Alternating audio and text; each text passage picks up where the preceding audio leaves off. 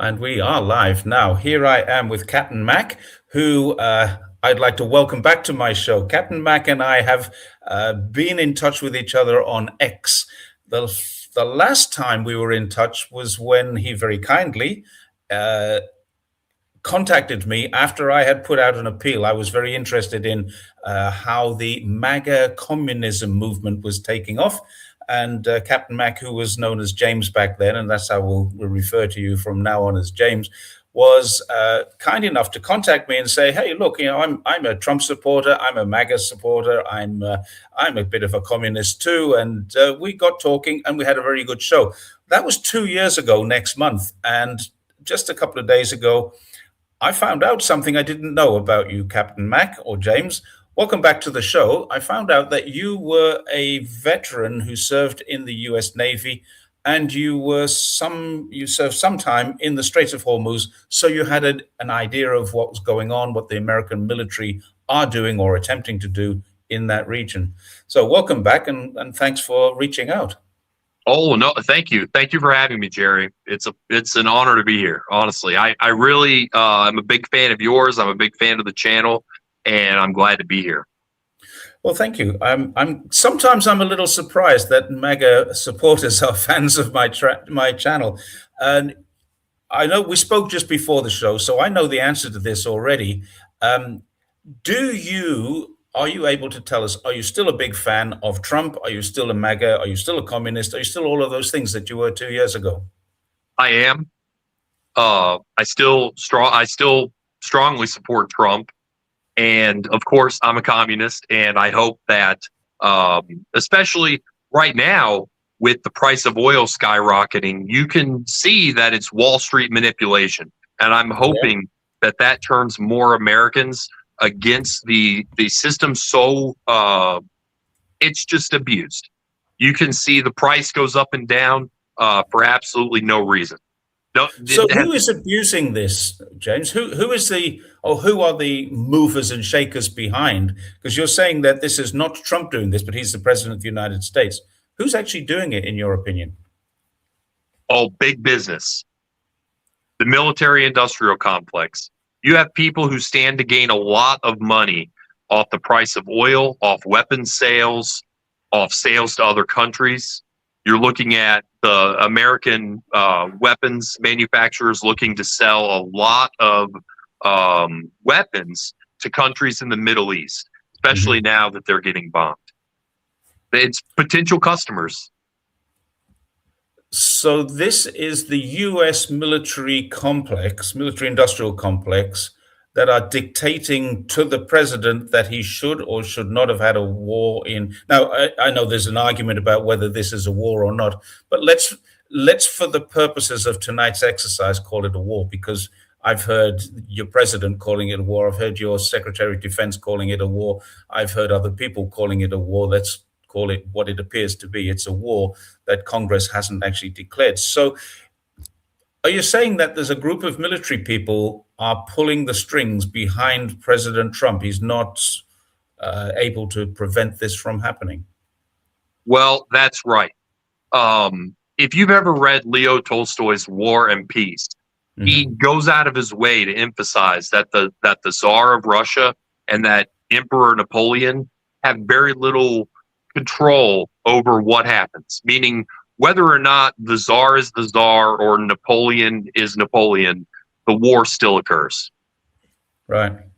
That So, it just millions of people come together and their combined actions lead to war. okay. So, do you think that Trump wanted this war or didn't want this war? I don't think he wanted this war. I think he was pressured into it by, again, the military industrial complex, by other nations, and by people in the US government, politicians. For years, politicians have said, we're not going to let Iran have nuclear weapons. Kamala Harris said that. Joe Biden said that. Every single president since Bush Sr. has said that. But so did the Ayatollah of Iran say that we don't want to have nuclear weapons.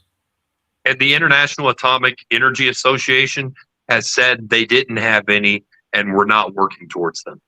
Well, if okay, so if they didn't have any, and they're not working towards them, and I know that Qatar, the country was involved in negotiations at the time this war started. You can't say this war broke out. This war was started.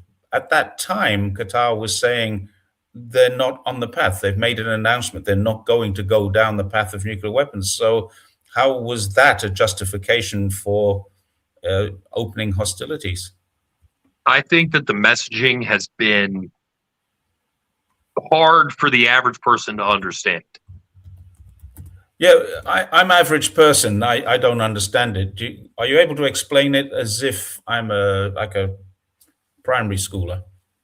Sure, I think that the weapons of mass destruction thing, just like when they started the Iraq War, is just that it's something that they make up, right? It's something that they focused on for so long in the Mhm. military, in the military industrial complex, big business. They have been expecting this for decades and have been preparing for it.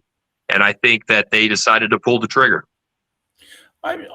I agree with that. That they've been expecting it. They've been preparing for it. Four presidents in a row, the last four presidents, and I'm not including Trump in his first term, have all said that they didn't want to do this.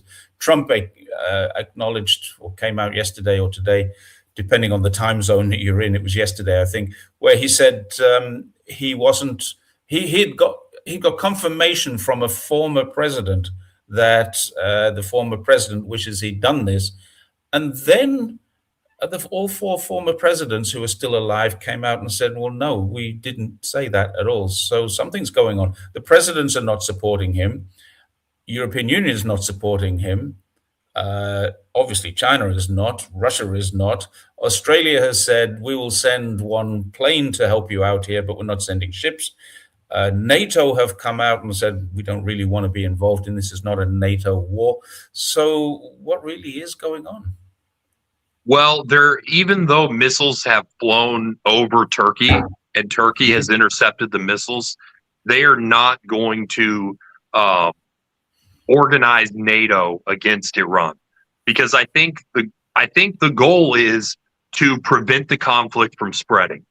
So if Right. Europe got involved, that is only expanding the conflict. Right now, those countries have their own issues to worry about, their own shipping lanes. You Mm. talked about Australia. Their navy is worried about people from Malaysia shipping in that part of the ocean. They don't have enough ships to take away from their current objective to then move to the Persian Gulf, where not only would one of their few ships be in danger, but uh, it wouldn't be protecting the homeland. And I Mm. don't think countries like Australia have a whole lot to gain from participating in a naval blockade that's already huge. Right. You mentioned in the lead up to this that you thought it was probably a bad thing for the Iranian people to live under a theocracy. Uh, do you not think that America may be living under a similar Christian theocracy? I think that unfortunately, evangelicals have a lot of pull right now with Donald Trump because those are consistently people who support him, and this is an election year. So what Hmm. he's trying to do is rally his base to make sure he keeps those people. And it's been part of the plan for a while. The United States is full of radical evangelicals, and there's not a whole lot we can do about that. Yeah, you have religious freedom. I have no problem with that at all. I live in China. We actually have religious freedom here too, surprisingly. I don't think it's surprising at all. I think China really does try to take care of its people. Yeah, I think it does. Let's move on to your military background. I saw another military officer, or another military, I think it was an officer actually, Andrew Frenier asked this question: How was, or what was your rating in the Navy? Uh, how did you get into the Navy? What did you do when you're in the Navy, and when or why did you get out? I was my family this was over 20 years ago. My family was having financial problems. My dad, his company laid him off, and I could not afford to go to college Right. and I did not want to take out huge loans that can never be forgiven. You're going to Hmm. pay those off for the rest of your life. So I was motivated by a misguided sense of patriotism at the time, and I enlisted in the Navy, which means I volunteered. I was not a commissioned officer, so I had no college education. I did not go through special training, and I was not a leading person. I was a worker, and I was a low-level worker. As for my rating in the Navy, I was electronic warfare technician, which just means I sat at a console and watched a radar. Easiest way to explain it. Okay. An armchair warrior, perhaps? Say that again. An armchair warrior. Not exactly. More like Okay. a So highly. did you actually see service? Did I go into the war zone? No. Okay. But were the ships that you served on, were they involved in any activities, any actions? Or you're not allowed to talk about those? Well, I was on a ship that was part of a carrier strike group. I was not on the carrier. So basically, the carrier strike group surrounds the carrier and protects it from many harm. So Hmm. I was one of the disposable people. If I got blown up and killed, that's fine as long as the carrier doesn't. Okay. So when you're doing that kind of job, I mean, what was in your mind at the time? Did you join the Navy with a view to, okay, I'm joining the Navy, but I might have to go to war. I might have to shoot. No, you wouldn't be shooting if you're working on electronic warfare. But did you think at any stage that you'd be involved in some action, or did you think that maybe that's for the other guys? Well, here's the thing. Um, Mission accomplished. When George Bush said mission accomplished, I had Yep. no fear at the time. I thought, you know what? Combat operations are over. I'll be perfectly safe. I'm not going to be on the ground in Iraq. I'm not going to be stationed in Kuwait. I'll be on my ship, and I wouldn't have been holding a gun anyway, but I have had plenty of guns directly aimed at me. I can imagine. You mentioned that when we were talking yesterday or the day before your time, you were talking to me about when you shoot down something, it comes down in 1,000 bits. It's just something you don't think about when you are involved in defense. You're actually in quite a dangerous position. Is that right? That's right. Yeah, you know what? It was fear. I worried about it every day. Every time I went to work, I was afraid, honestly, that we would be killed. Because here's the thing. Right now, hypersonic missiles, people talk about it. They say, oh, well, Iran wants to buy hypersonic missiles. They're working on that technology. And when you have a hypersonic missile, it's traveling at Mach speeds, faster than the speed of sound. Imagine, right? You have two guns, one in each hand, and there's a car traveling directly at you at 100 miles an hour. Now, you shoot the driver and you shoot out the tires. What happens? You still get hit by the car, only it's spinning through the air, right? So when you shoot down a missile that's traveling at Mach speed, the pieces of that missile don't slow down. The missile explodes, the chunks of metal are still traveling at Mach speeds, and you still get hit by 1,000 pieces. Wow, it's quite a frightening thought. I mean, I've never served in any kind of combat zone or anything like that. I did join the army when I left school, and didn't stay there very long. I get out of that, and I joined the police, so it was a very different experience. And I was firearms trained, but I've never actually faced a firearm. I've never really thought too much about this. You think of yourself being in a defensive position, that's actually quite dangerous. That's right. You know, my job was focused on defense, not on assault. I Hmm. never wanted to hurt or kill anyone. I wanted to protect people. I wanted to protect not only my own life, but the lives of my coworkers, my friends. These are all people I cared about. My brothers. These are all people that I wouldn't allow anything bad to happen to. And that was my focus, is protecting them. And that's why I was so afraid, because it was my job to protect them. And if I slipped, me, my friends, we all die. Yeah, okay. But at that time, you weren't involved in combat. That was just a thought that you may be at any time in the future. Is that That's right? right. Yes, the ship I was on had a very low combat ability. So tell us about the Straits of Hormuz. You served in that region. That's right. What can you tell us about that? Well, it's a 21-mile across area of water between the Gulf states, UAE, Qatar, those countries, and Iran. And then, so you go through them, and they're very narrow. And you have weapons all along the Iranian coast pointed directly at you. And you can see them targeting you. Yeah. So you have, let's say they fire a missile, right?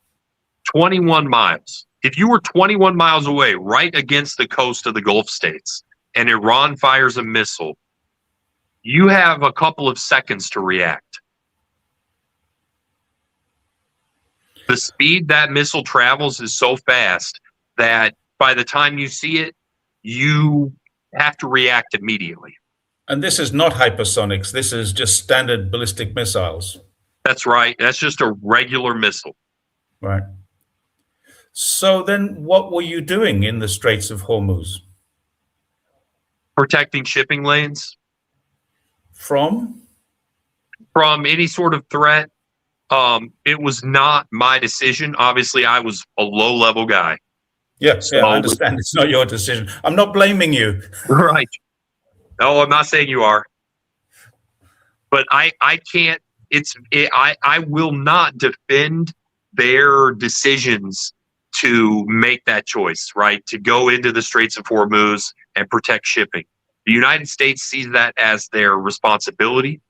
They aggravated Saddam with the Iran-Contra scandal, where the United States sold weapons to Iran and then used the money to fund guerrilla warfare. In Latin America. That's correct.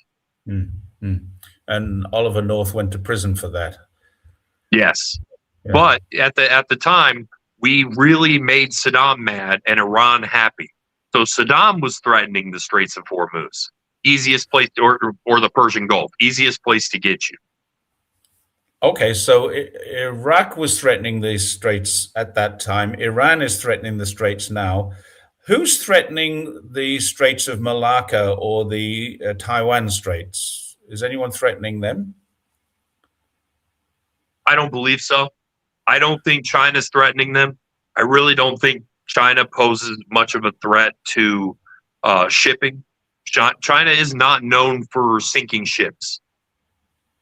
Well, I'm glad that's acknowledged by someone in America, because I get told on an almost daily basis that China is aggressive and China is expansive and it's military and all of these nasty things that China is doing. But I live in China. I can't see it at all. I do see the PLA, the People's Liberation Army, from time to time, but I don't see them as a threat. They're very helpful people, to be honest. They help in times of typhoons, in earthquakes, in bushfires, anything like that, floods. They're out there helping. So I see them a very different role to the way that some Americans see them.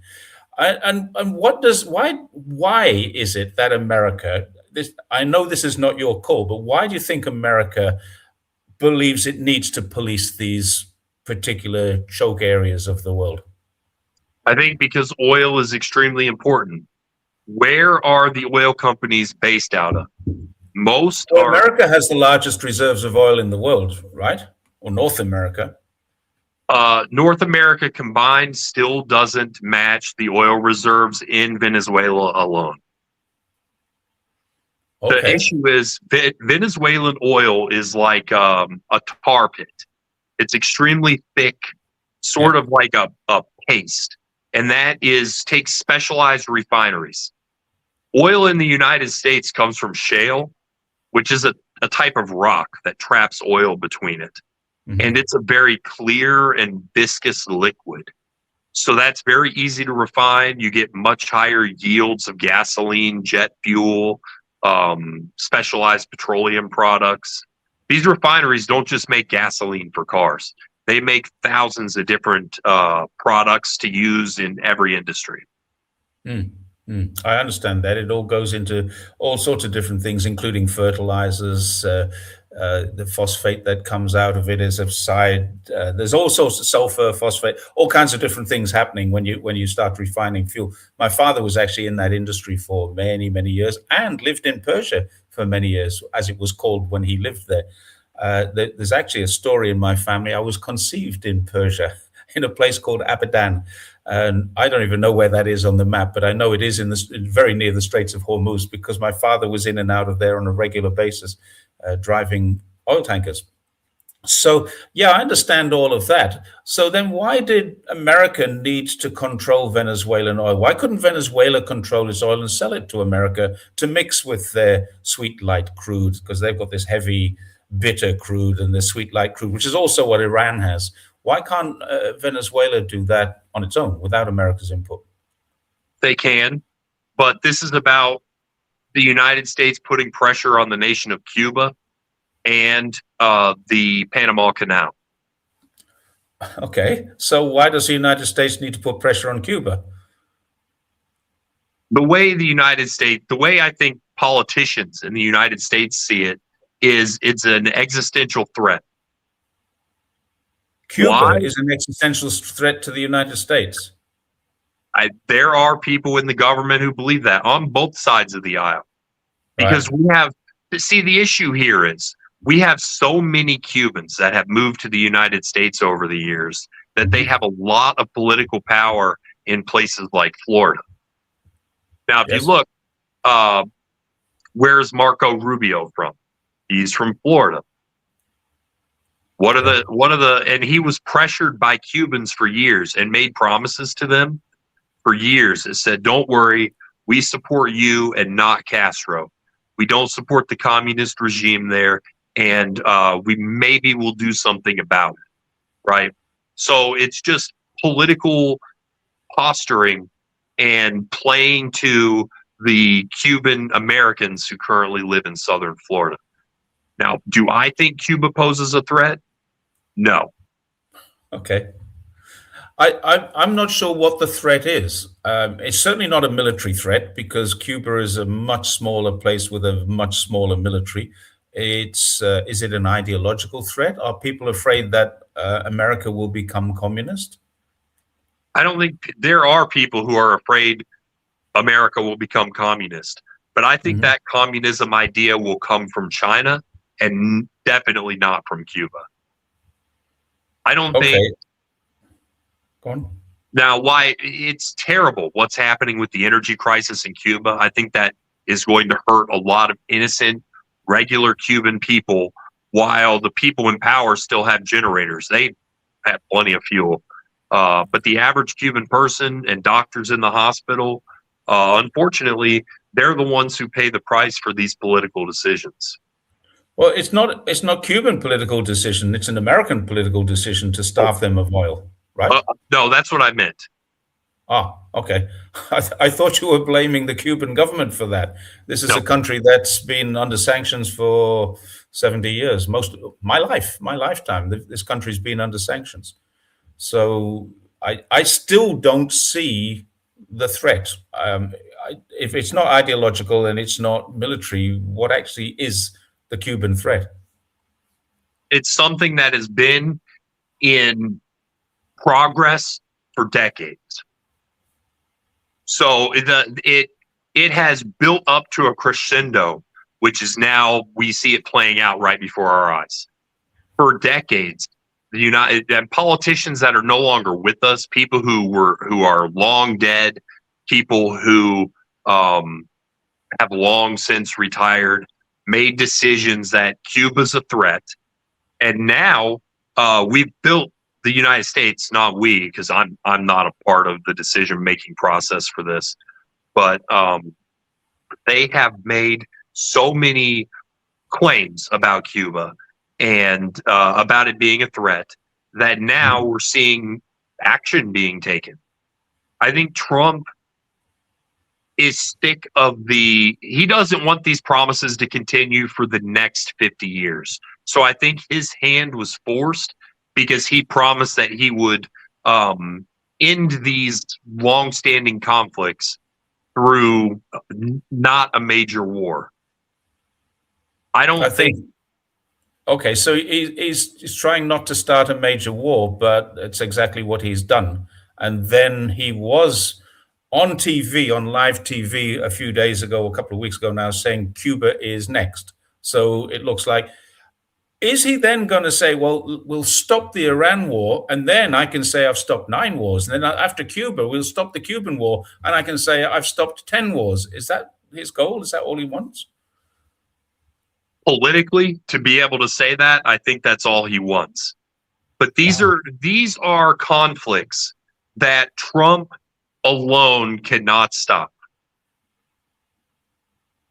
But One, what we still haven't crossed that fundamental tick in the box. What's the conflict about? What is the threat that Cuba poses to American people, American way of life, American safety, American health? What threat does Cuba pose?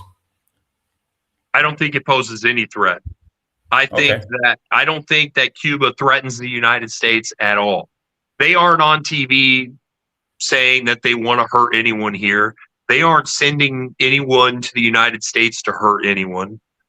To the best of my knowledge, they're not funding any kind of violence here in the United States.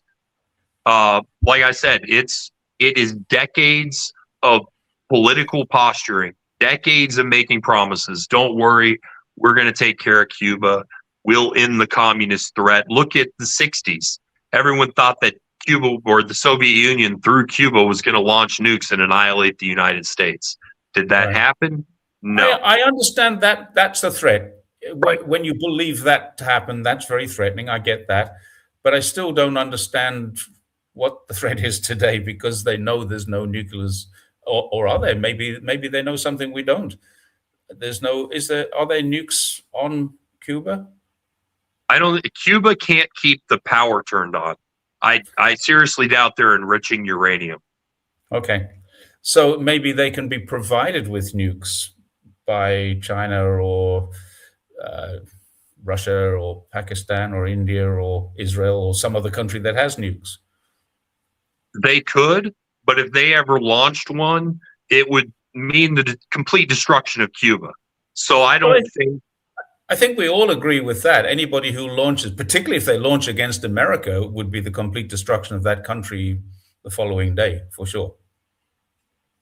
That's right. So I don't think they're going to pull that trigger. That Okay. no one is going to sell Cuba a nuke.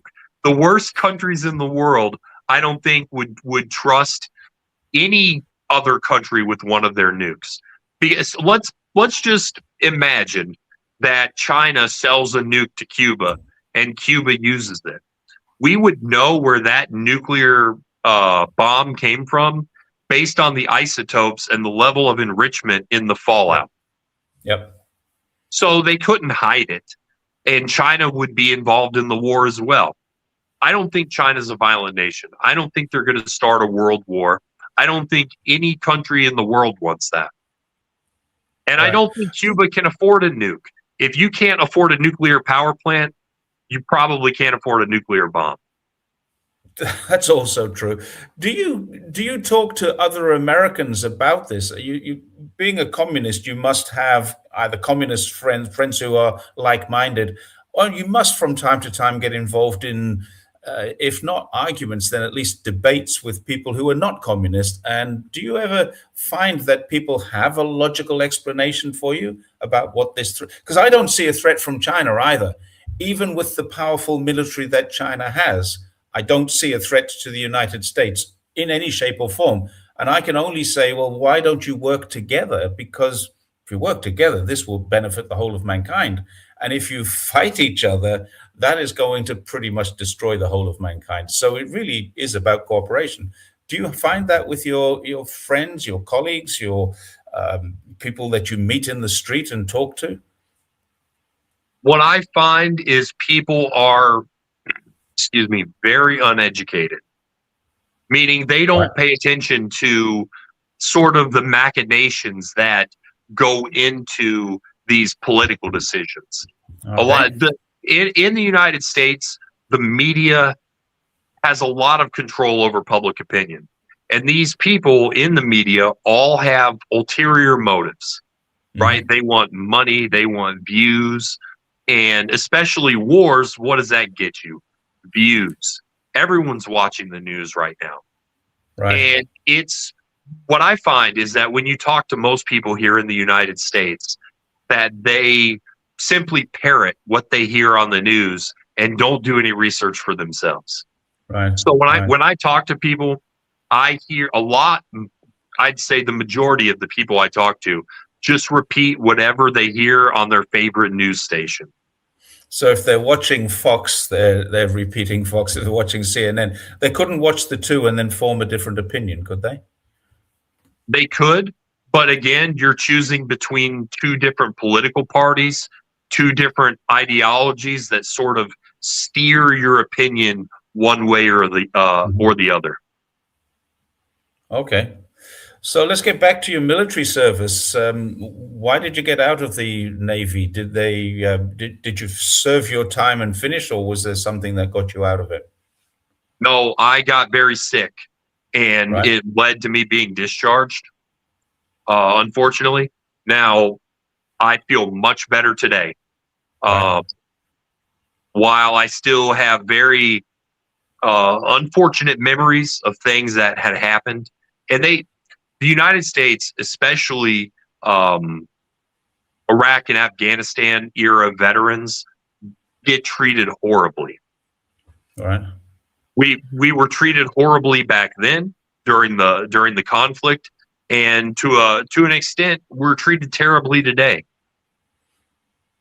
Do you think People, that was that a continuation? From what I understand, this is only an outsider's perspective. The Vietnam veterans were treated pretty badly too. that's right. Yes, they were treated like the United States treats homeless people. They just sort of ignore you. A lot of Vietnam veterans live the rest of their lives just in not only in poverty, but in a desperate situation, struggling with post traumatic stress, mental health disorders, things that largely went untreated because these people had very little money once they were turned back on the street having combat experience. And they weren't able to transition from a war mentality to a civilian peaceful mentality. And the ones that are still with us today still struggle. So you're talking about the Vietnam veterans who are still with us today because they're all older than me. I think I was 18 when the Vietnam War finished. I think if it finished in 74, I was 16. So, and I'm 67 now. So we're looking at 70 plus year olds being the youngest possible age that they could have gone to Vietnam. They'd be 70 now. And there are quite a few of them still around. I do understand that. But do you think that are they still? I mean, they were a lot of them. I know were treated as pariahs when they came back because it wasn't a popular war. That's But are correct. they still treated that badly today? Not anymore. Right. Uh, people, the thing is, this people in the United States stigmatize veterans. So, in that sense, you will always be treated poorly. However, the resources that the government provides today are infinitely better than they were 20 years ago, and Okay. especially 50 years ago. Okay. Now So there's if a guy comes out of the military and doesn't have a home, does the government support that person? no, you can apply for veterans assistance and housing but that could take months at the fastest possible time will still take months and still involve a ton of paperwork. And for a Wow. lot of these people who are homeless and in desperate situations, struggling with different crises in their life and mental health issues, filling out the amount of paperwork and knowing how to seek the sort of help that they need is Mm. a tall mountain to climb. Wow. So that's again, that's something that's very different to China, where someone, I mean, China doesn't go to war, so its soldiers don't have PTSD. Its soldiers don't have this kind of stress to come home to. They don't have, if a soldier retires or serves their time, they usually come back to being very welcome in their homes. I mean, there are some aspects of it which are not good. My father-in-law, my wife's father, was a soldier here back in the 1970s. Came back to his hometown and didn't get his hukou back. Hukou is the household registration. So effectively, he lives in his wife's house, not his own house, because of this. I mean, there's a few little things that are not good about the way the military here work. Rather than the military, that was his home village that did that. So he still lives in the house that his wife and he built when they got married, but it's not his, it's hers, because he doesn't legally live in that house. He does Right. live in that house. He's registered in that house, but they have this thing called a household registration, which his does not belong to that house. His still belongs to the army, and the army have lodged it in his village. So he's allowed to stay there, but he's not part of the, I mean, he is part of the community, but he's not on paper officially part of the community, which is a very strange thing. That's probably the biggest negative that I've encountered. And of course, my wife's mother, she gets the benefit of, because it's communal village. When the village makes money, the villagers get paid money. So when the village rents land out or sells land, then everybody in the village gets a percentage of that. He doesn't, because his hukou is not with the village. So that's the negative. But by the same token, he had a job for his entire, he's retired now. He had a job for his entire working life. He has a pension. He has all of the things that you would expect to get.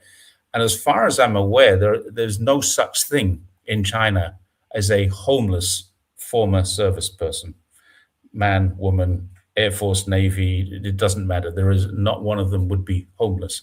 It would be kind of unheard of. And if it did happen, it would be someone who fell through the cracks of the mental health system, which happens everywhere, I think. And Yes. there may be somebody wandering the streets. The, if the police find them, they say, "Well, where do you live?" They send them back home if they know where they live. And then when they're sent home, they sometimes go for a wander again. I've seen those people as I travel around. So it's a very, very different situation. Your service people kind of used, abused, disregarded, and not even respected by the community that they served for a lot of people. Is that the way it works? In some cases, yes. You know, there's a lot of people who, when they get out, they have a lot of different resources available to them, All right. especially officers. Now, I'll tell you a story. I know someone who was an officer, and that's sort of the managers, the bosses, the big bosses in the military, the people Mhm. who are in charge of maybe a dozen people, anywhere from a dozen to thousands of people they're in charge of. And when this officer got out of the military, they ended up homeless and they lived on the streets for several months until they Mhm. were able to sort of borrow enough money from their friends to pay the rent on an apartment. The military did not help them in any way, shape, or form, and the resources that they claim are available to the veterans, again, not as they say. Oh, sure, right? You have all these benefits. However, um, they are not always that cut and dry. You just don't walk into the veterans office and then walk out with a home, right? Right. It will take a year or more sometimes to get approved. In the meantime, you're living on the streets, you're living in your car, you're living with friends, couch surfing, It's very unfortunate, and it still happens today. Okay. Is it not possible when you're in the military? I was in the military for a very short period of time. When I joined the military, they gave me accommodation, they gave me uniform, they gave me food. I didn't have to pay for anything, so my income went into my pocket. And I was able to, in the short time I was there, save some money because I didn't have to worry about anything. I mean, if I wanted to buy clothes for my personal use, yes. If I wanted to buy music, I'd go out and buy a record or whatever it was, but I didn't have to buy my day-to-day working clothes. I didn't have to buy my breakfast, my lunch, or my dinner. Although when I had time off, I could leave the barracks and go outside and pay for something in the local town or go to a bar. But most of the things that I needed were provided for me. So I was able to save a lot of money. Is that not the same in the United States? It is not the same. You have to buy your uniforms, and Oh, let's pretend, right, you're at work and you get covered in some kind of oil, right, that destroys your uniform. They yeah. would expect you that night to go out and use your own money to purchase a new uniform and wear it to work the next morning in perfect condition. Well, that is They very, very different. they will give you food. However, only if you're at work. So let's say you're not at work that day. Uh, you will be expected to go out and purchase food out in town, or have food at your home. Now, where I had no home. When I was homeless in the military, I lived on the ship. And if, if I lived on the ship, but if I wasn't on duty, I did not get food. I can't tell you how many nights I went hungry or ate a package of crackers because they would not feed me. And I had limited funds. Okay. I made about $3.50 an hour. Wow. I don't know how good that was back at the time you served, but it doesn't sound like very much now. When you say you lived on the ship, if your ship was at sea, surely you got fed 24/7. You got all of your meals, right? No, no, because a lot of times they claim that, right? However, um, the ship had a very hard time producing fresh water. If you have no fresh water, you can't take a shower, you can't cook food, you can't do anything. Hmm. And there were many nights where I was filthy, covered in filth, and I would have to sleep in my bed without a shower. Wow. There's not even salt water showers, nothing like that. No, and if you were lucky, you got a salt. If you were lucky, you got a saltwater shower. However, if you take water directly from the ocean and put it through a shower, it is extremely cold. Yeah, I know. I know. I've been on ships before, so yeah, I understand that. And that's really interesting. That's entirely different to how I perceived that the U.S. military would be. I thought that people who this is one of the things I'm glad we talked about it because one of the things I don't understand about why U.S. military service people are homeless is because surely if they served even 3, 5, 10 years, they would have saved an enormous amount of money because they don't have to buy things. But you're telling me that's not true. They get paid a very small salary. While you're in the military, you have medical care, you have dental care, eye care, that kind of thing. Would that be right? That is technically true. Okay, technically. That's right. But you are going to receive the bare minimum, the lowest standard of medical treatment. And if you Hmm. have a condition that they don't want to treat, you're on the street. Right. Oh, so even though you get medical care, if the doctor says this is going to be complicated, they'll just say we'll write you off, we'll retire you, or pension. How do you fire you, pension you? What's the wording they use? Separation, discharge. Discharge you. Okay, discharge you. Okay, is that what happened to you? It is. It happened to a lot of people I know. Wow. Now, And I. Are you able to say that your medical condition had something to do with your service 100%. and you can't sue them? There, you can apply for different forms of disability. Hmm. So let's say you hurt your back. Let's say you fell off a ladder and you hurt your back.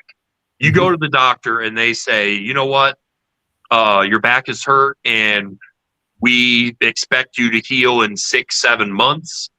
Now the military doesn't want to pay you for the next 7 months. Okay. So in many situations, they're going to honorably discharge you, and then you're on the street. And at that point, you no longer have health care coverage. And in America, if you don't have health insurance, you are in trouble. Yeah. Yeah. I understand that. Okay, let's move away from your time in the Navy and talk about back to the Straits of Hormuz.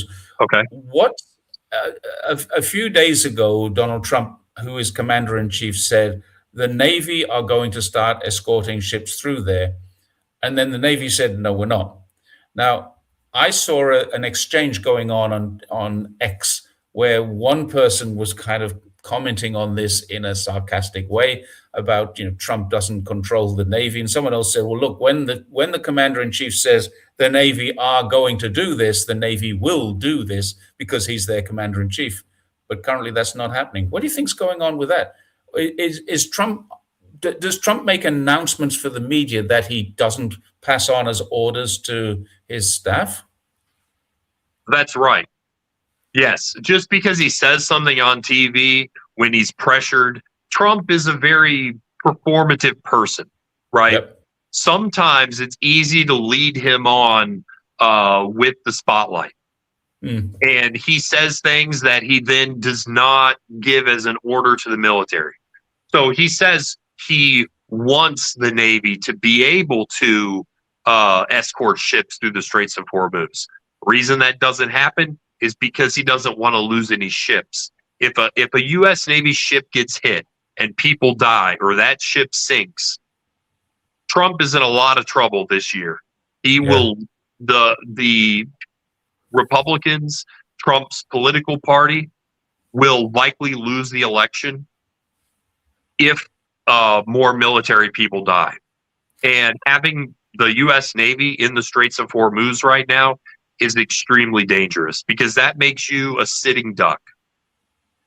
So he is talking about landing troops onto this Kag Island. He's got 2,500 troops moving, Marines moving from Okinawa, I think, into that region with a view to landing on this island that he wants to take control of. If he takes control of the island, then they can move ships in and out of that particular island, I guess, if he can control it. Do you think that's, I mean, your military experience and an opinion here? I'm not asking you to analyze the military strategy that he's doing. What do you think Sure. about that? Well, you know what? Uh, Karg Island is not, it doesn't defend, Karg Island does not defend the Straits of Hormuz. What happens at Karg Island is they store oil there and then they Yep. load ships and those ships depart for India all over the world. Yep. Um, and what I think they're trying to do is gain control of Iran's ability to even load ships with oil in the Persian Gulf to send through the Straits of Hormuz. Basically, if you're not going to allow ships from other countries to go through, then they're going to stop Iran from sending any ships as well. So that means they're going to try and stop those few ships that are coming through, because basically Iran has said we're going to allow anybody through there who is not aligned with what's going on in Israel and America. So if you're not aligned, so Spain, for example, has effectively unaligned itself with even with NATO now, and has moved away from this. So Spain would be allowed to put ships in and out of there. China does bring ships in and out of there. I think one thing that a lot of people don't seem to understand about this: China does not rely on the Straits of Hormuz. China is going to have a lot of trouble if oil goes to 150, 200, 300, or as some analysts are saying, if this thing goes on, we could be seeing oil at 350, 400 a barrel.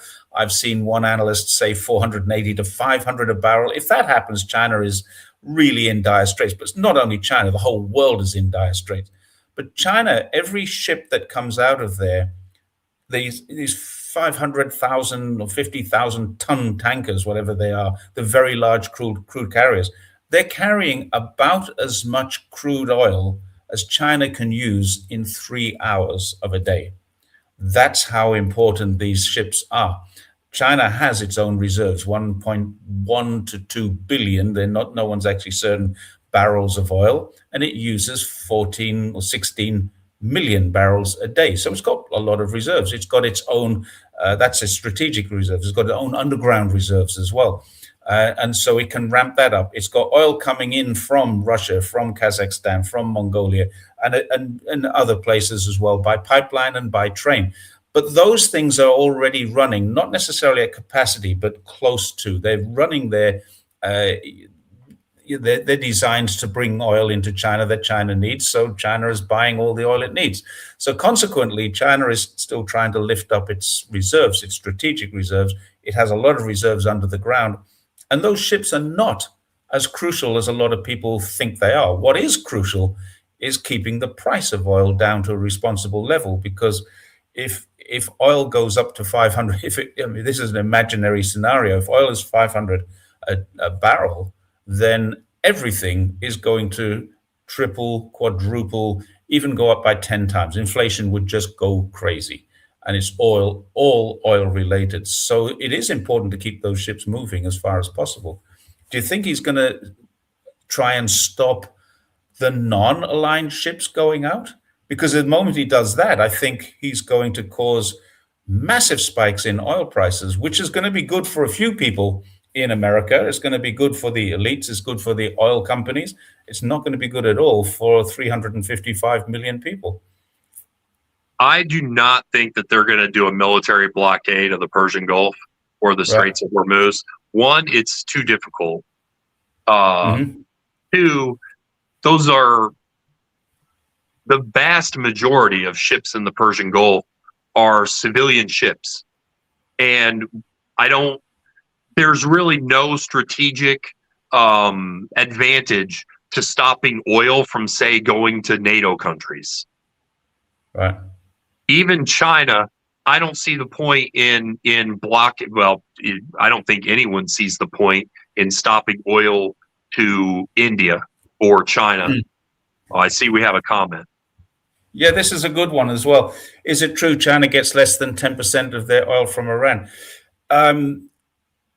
I'm not sure of the exact number, but it's not much. It's certainly not much, because it gets oil and it gets gas. It gets oil and gas from Australia. It processes aviation fuel and sends it back to Australia. It gets oil from Singapore and Malaysia, but there's obviously coming from Malaysia has its own oil sources, but Singapore doesn't. So that Singaporean oil is coming from somewhere else to be sold. It gets oil from Hong Kong as well. So some of that may be Iranian oil. The number might be 10%. But it currently uses 16 million barrels a day.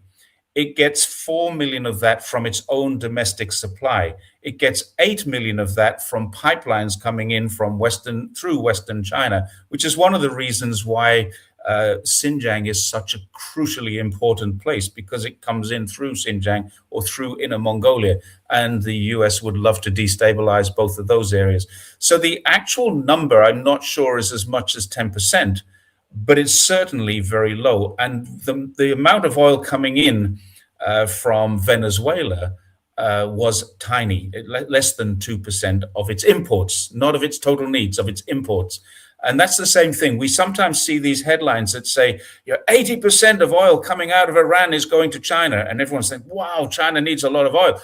It's 80% of Iran's sales, which Iran has been under sanctions for many years. So it's not actually very much in terms of Iran's capacity or Iran's total, and it's certainly not as much of China's total needs. So we really need to be careful how we read those headlines and then read the article below them and then double check them, because very much when they say 80% of Iranian oil is going to China, that may be very well true, but it might only be 4% of China's needs. That's what we need to worry about, whether or not this is important to us. The same thing happened with coal about early in the COVID era. China and Australia had a little bit of a disagreement about coal. The coal that was coming across was very poor quality. And so China rejected it because they were buying a higher quality, paying for a higher quality. And then, of course, Australian media said, well, China's rejecting our coal. We're sending them 80% of our coal stocks. Yeah, that's true, but they were only 2% of China's coal imports, and China is 80% self-sufficient. So China imports 20% of its coal needs, and 2% of that was coming from Australia. It made no difference to China whatsoever. So yeah, we need to be very careful about how we read these headlines. 80% of Iranian oil coming to China might be true.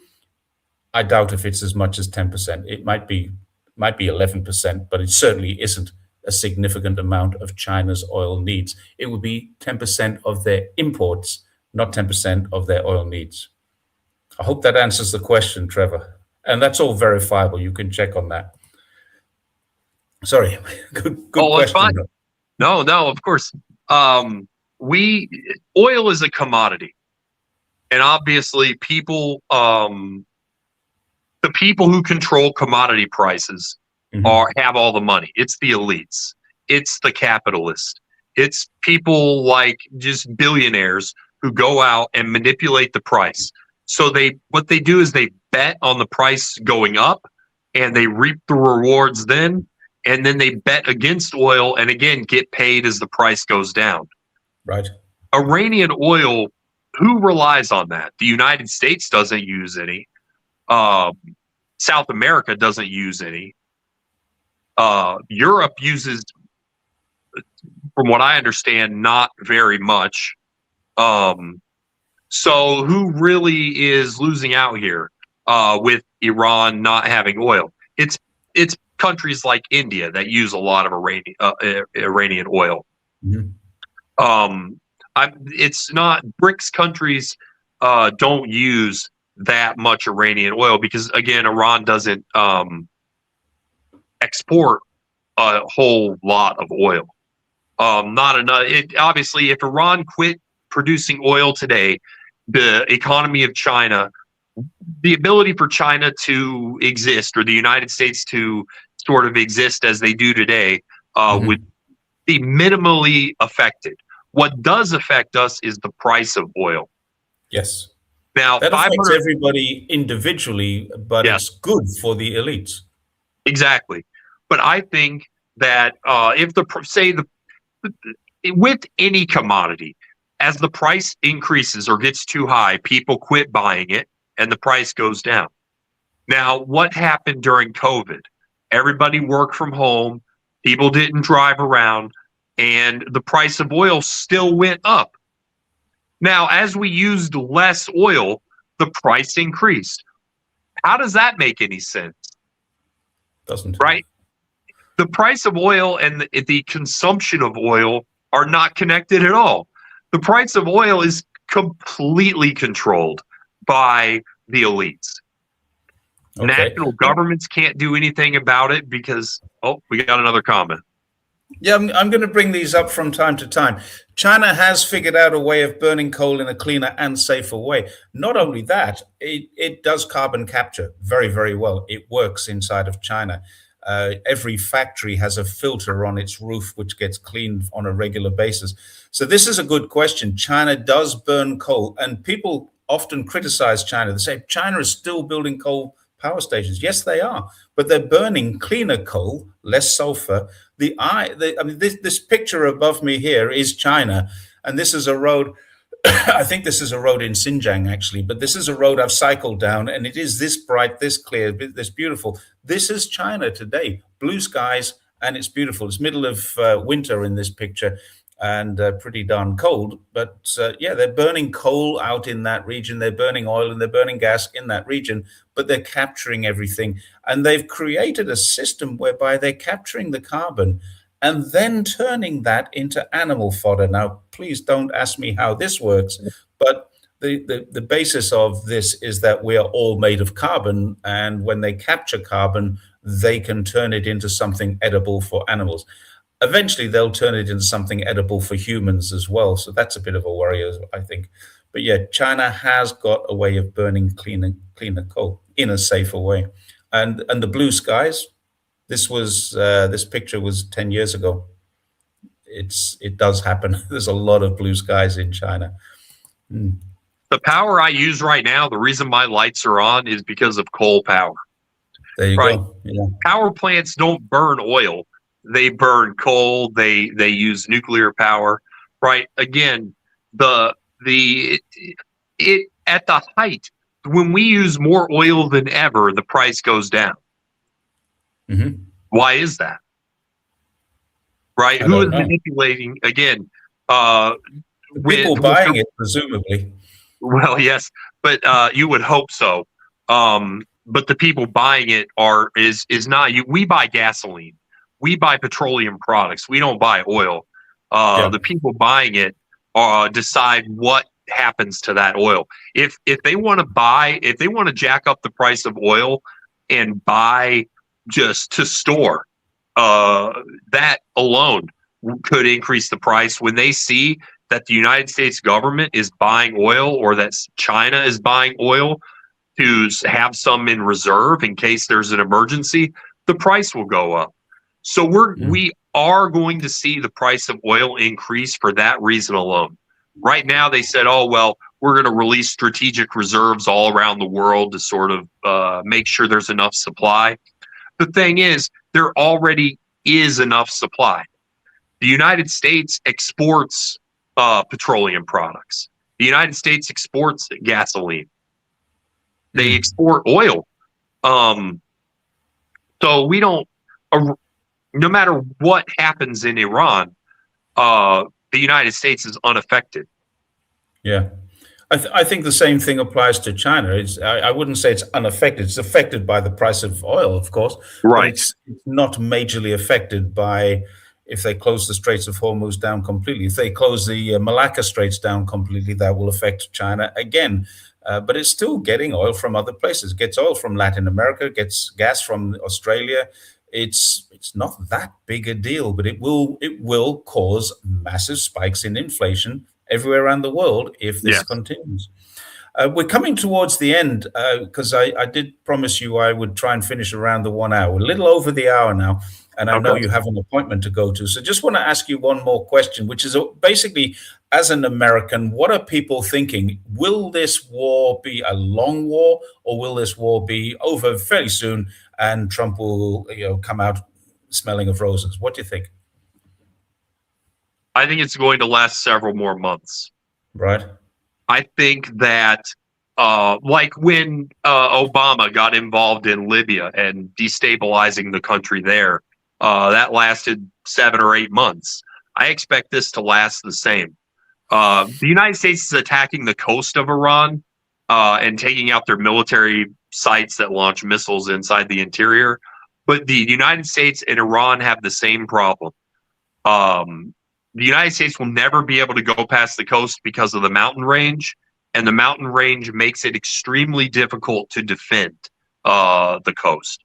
Because again, Iran does not have a great ability to cross those mountains and sort of deploy troops in that area to defend it. So Mm. I think that once a few key positions along the coast have been secured, and because they're already sending Marines, they already have the Navy there. We know what's coming, right? I think the average American knows what's coming because we've been through this before. We went through this with Iraq and Afghanistan. We went through this in the Gulf War. We went through this in Vietnam. As the war drags on, things become worse and worse. So I think that Trump will try to wrap this up as quick as possible. How that looks, it's hard to say. But with the threat of military action in places like Venezuela, basically trying to control the means of shipping oil Hmm. to other countries. I think that's the ultimate goal, is to sort of exercise more control over how oil is transported. Why is that? Again, the people pulling the strings have all the money. Who funds politicians, right? Kamala Harris spent over $1.5 billion just running for president. That's uh, who is giving her, or Trump, $1 billion to run for president, right? It's oil companies, it's defense companies, it's all of these movers and shakers in sort of the capitalist system. And that's why I say, if the price of oil goes up high, it's terrible for the world. It's terrible for people like you and me.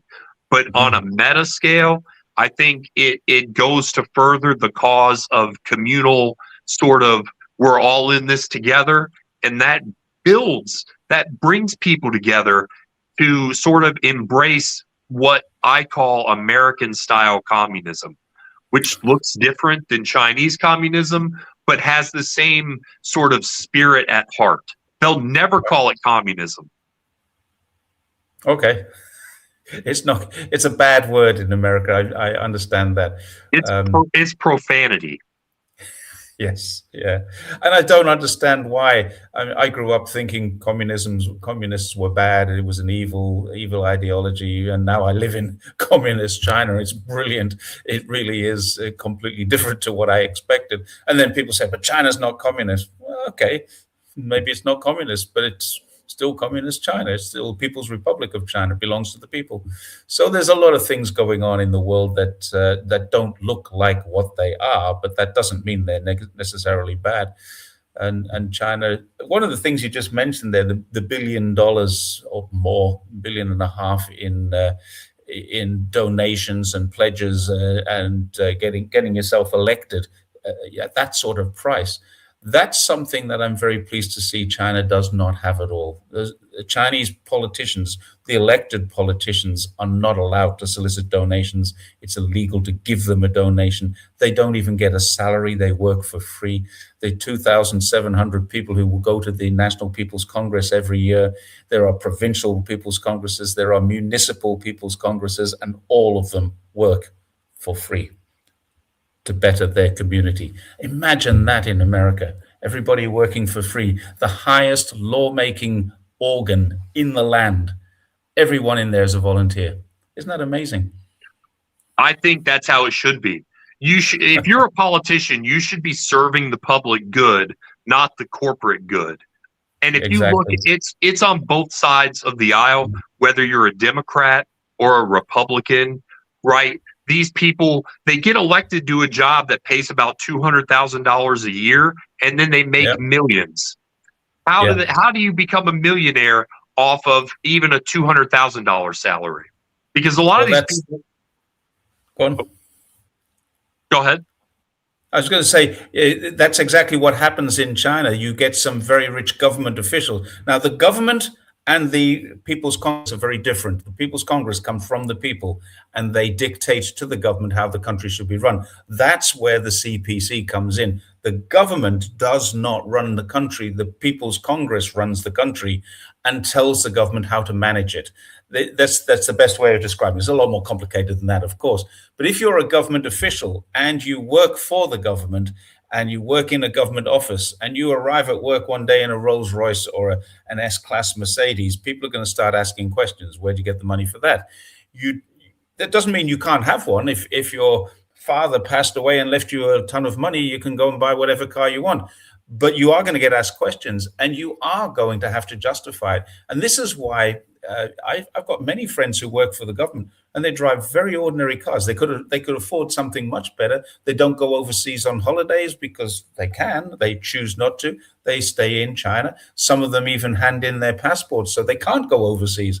And I mean, that's not forced. It's just something that they can do.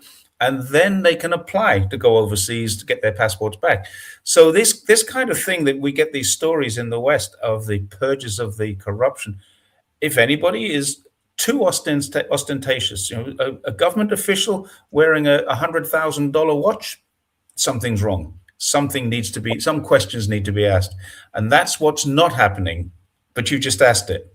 What's Well, not happening inside of government? if you or I worked for the United States government, not as an elected person, but as a worker, let's say you work for the Veterans Administration. If you Right. showed up to work in a Rolls Royce, right, people would also start asking questions. It's illegal in the United States for government workers to insider trade. So Yeah. if you have information that the United States government is about to sign a contract with this company and you go invest in it, when you get caught, you'll go to prison. Now, if Good. you're an elected official, right? If you're, let's just say Nancy Pelosi, because she's well known for having made a lot of money on the stock market, and you always win, right? You almost never lose money. There's because you and I would always lose money on the stock market. There's no way. There's no Yeah. way we'd be able to figure out what company's about to hit the jackpot. But somehow in America, politicians always make the right bet, Lucky. and that tells you who's pulling the strings. Who decided that we should go to war with Iran? It's the people that fund politicians. Yeah. Even Yeah. even Trump is beholden to these people because the system here in the United States is so corrupted by capitalism. Do you think there will be a midterm election in November? I guarantee it. There will always be an election here. Okay. Do you think that Trump will stand for a third term? He cannot constitutionally, and because he's such an old man, I doubt he would live long enough to finish a third term. Just look at Roosevelt. Okay, so that's interesting because he's already talked about a third term, and I have this idea that when you say there will definitely be an election, I have an idea that there might not be. You know, here in the United States, we hold elections they're very important. And Yes. the states are who controls the elections, not the federal government. Right. And even let's pretend the state that I live in decided to listen to Trump and not have an election. Let's just pretend Trump said that because he hasn't. But let's pretend he did, and the state that I live in didn't have an election. The state right next to me would. It would lead to a civil war. So I don't think Trump wants that because I don't think he's more in the business of destroying other countries and not our own. Right. Okay. Well, let's hope you're right. And I think it's now gone quarter past the hour, and I'm very grateful, James, for your coming on. And I know you do have an appointment to go to, so I think we should say goodbye. Is there anything that you would like to add, and where can people find you for your points of view? You know, I'm here on YouTube. I can send my YouTube link earlier. I meant to put it in my description, Right. but I had forgotten. Okay. I guess my parting words to the audience and to you, Jerry, and I really appreciate you having me on today, would be that if you're a communist and you live in the United States, do not give up hope, right? MAGA stands for Make America Great Again.